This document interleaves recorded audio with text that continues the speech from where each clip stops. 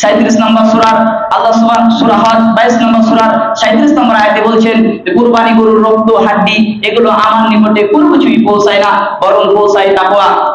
আল্লাহ সুবহানাহু ওয়া তাআলা মুসলমানদের কিছু মুসলিম উম্মাহ ইহুদি ও খ্রিস্টানদের অনুসরণ করতে যাচ্ছিলেন। তারা যে মূর্তি পশুগুলোকে জবাহ করে এগুলো রক্ত হাড্ডি গোশত নিয়ে যে মূর্তির মাথায় রাখতেন, হাতে রাখতেন, এমনকি কাবা ঘরের চার দেওয়ালে লেপতেন। এ দৃশ্য দেখে মুসলমানরা বললেন আমরা তাদের অনুসরণ করব, মূর্তি পশুগুলোকে জবাহ করব, কাবা ঘরের চারপাশে এভাবে লেপবো।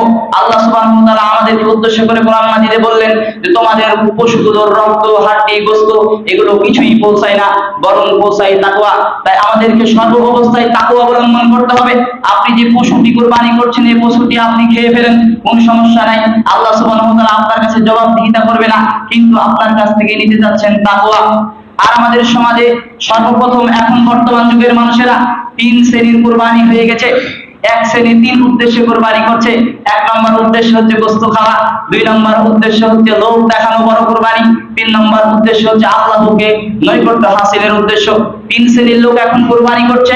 এক শ্রেণীর লোক কি করছে, মানুষকে দেখাবো সবচাইতে বড় কুরবানি, আমি বড় আব্দুর রহমান, এই চাপায় রহনপুরের একজন বড় প্রভাবশালী লোক বড় একটি কুরবানি করছে, লোকে যেন দেখে যে আব্দুর রহমান সবচাইতে বড় একটি পশু কুরবানি করছে। এই উদ্দেশ্যে কুরবানি করছে এক শ্রেণীর লোক। আর এক শ্রেণীর লোক আছে পশুর গোশত খাবে। কেন গোশত খাবে? আমি কিছুদিন আগে আমাদের এলাকায় একজনকে জিজ্ঞাসা করলাম, ভাই আপনি কি কুরবানি দিচ্ছেন? বলে হ্যাঁ দিচ্ছি। বলে খাসি না গরু? তো বলছে যে ভাই গরু কুরবানি দিচ্ছি, ভাগে গরু কুরবানি দিচ্ছি। আমি বললাম প্রত্যেকটি লোকদের জন্য, একটি পরিবারের জন্য একটি করে পশু কুরবানি দেওয়া উত্তম। তবে বললাম হ্যাঁ ঠিকই আছে, কিন্তু আমার বাসায় কেউ খাসির গোশত খায় না, ওর উদ্দেশ্যই খারাপ। উদাহরণস্বরূপ একটি কথা বলি, আমাদের সমাজে এখন যদি কোনো যুবক বিবাহ করতে যায় তবে তার জন্য সবচাইতে বেশি কষ্টকর বিবাহ করা। বিবাহ এখন হারাম হয়ে গেছে, জেনা এখন হালাল হয়ে গেছে। যদি কোনো যুবক বিবাহ করতে যায় এখন সবকিছু মিটে গেছে, এখন তার পিছ থেকে মেয়ের নানি অথবা মামি অথবা খালা বলছে বান বেশি করে যদি সে ছেড়ে দেয়। উদ্দেশ্যই খারাপ, আমাদের উদ্দেশ্যই খারাপ, যার কারণে বলছে বান বেশি করে 1 লাখ 1.5 লাখ টাকা বান যেন মেয়েটাকে ছেড়ে না দিতে পারে। উদ্দেশ্যই খারাপ।